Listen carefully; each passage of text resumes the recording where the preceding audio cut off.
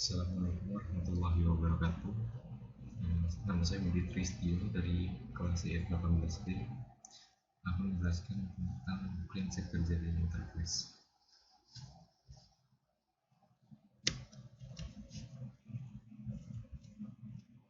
Definisinya, antarmuka atau interface merupakan jembatan yang menghubungkan komputer dengan dunia luar. Port paralel merupakan salah satu antarmuka yang mudah digunakan untuk menghubungkan suatu alat elektronik digital pada komputer. Prinsip kerja interface. Yang pertama ada port paralel, yang kedua ada port serial, yang ketiga ada port USB. Di port paralel, DB25 adalah salah satu jenis soket pada personal komputer untuk berkomunikasi dengan peralatan luar, seperti printer model lama. Karena itu paralel yang port sering juga disebut printer port. Perusahaan yang memperkenalkan port ini adalah Centronic. Maka port ini juga disebut dengan Centronic port. Parallel port dapat mengirimkan 8 bit data sekaligus atau serentak dalam satu waktu. Lebih cepat dibandingkan serial port lainnya. Parallel port ini menggunakan konektor DB25. Panjang kabel maksimum yang diperlukan atau diperbolehkan adalah 15 feet. Ini adalah contoh dari konektor DB25. Contoh penggunaan atau periferalnya pada port paralel DB25 adalah sebagai berikut. Printer model lama, ada zip driver, scanner, sound card, webcams, gamepads, dan joystick. Pemrogram APROM, peralatan SCSI melalui adapter paralel ke SCSI. Percobaan dengan TTL12 driver, eksternal CD-ROM atau airway drives, dan lain-lain. Metode pengiriman. Port paralel banyak digunakan dalam berbagai macam aplikasi interface. Port ini membolehkan kita memiliki masukan hingga 8 bit atau keluaran hingga 12 bit pada saat yang bersamaan. Dengan hanya membutuhkan sedikit rangkaian eksternal sederhana untuk melakukan suatu tugas tertentu, port paralel terdiri dari 4 jalur kontrol, 5 jalur status, dan 8 jalur data. Ini merupakan 25 pin dalam keterangan DB25. Ada control pin dan order pin, timing pin. Perusahaan yang memperkenalkan port ini adalah Centronic. Dengan memperkenalkan dot matrix printer pada tahun 1970, maka port ini juga disebut dengan Centronic port.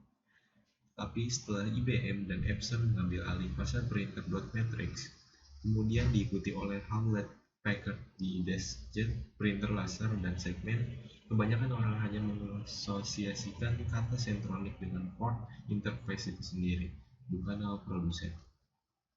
Sinyal pada parallel port dapat dijabarkan sebagai berikut. Yang pertama ada strobe atau STB. Sinyal strobe merupakan fungsi sinyal input pada printer. Saluran ini diaktifkan komputer jika ia akan meneruskan data ke printer. Yang kedua ada data 0 sampai data 7. Sinyal dapat merupakan sinyal input pada printer. Sinyal data disinkronkan atau diserempakkan oleh pulsa strobe. Yang terakhir ada acknowledge ACK. Sinyal ACK merupakan sinyal output dari printer. Jika printer telah mengelola data yang diterimanya, maka dalam waktu maksimum 30 mikrodetik, ia memberikan sinyal jabat tangan atau handshake ini. Dalam bahasa Indonesia, kata acknowledge berarti menyatakan telah diterima.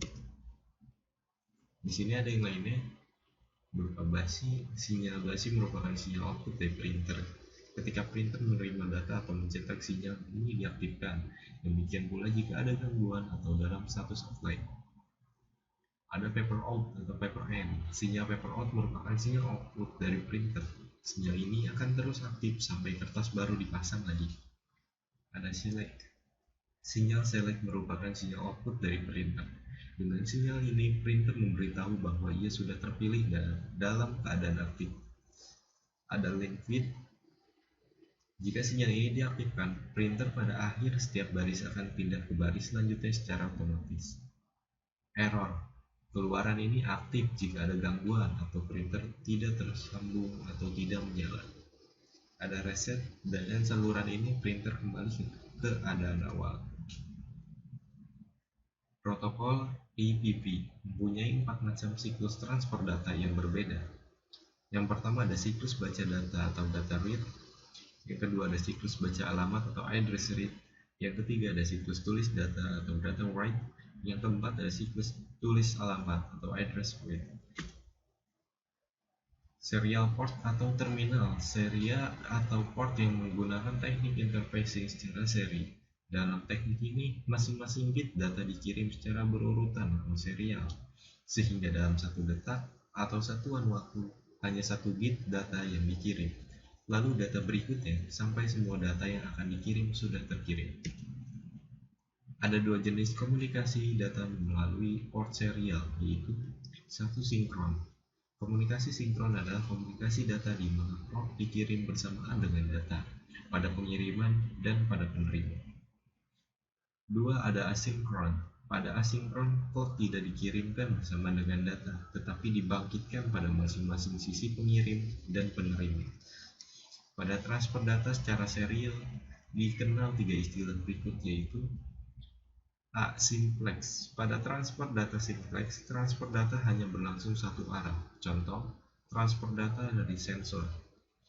B. Half duplex. Pada transfer data half duplex, transfer data bisa berlangsung dua arah tetapi tidak bisa bersamaan.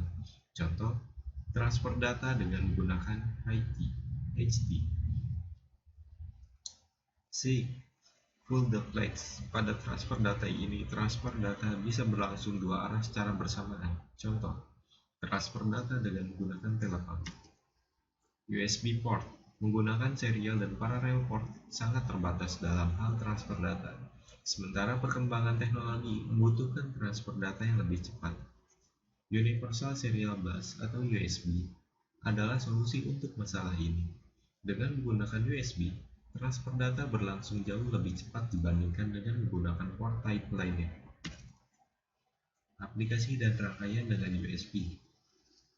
Ada type A dan type B.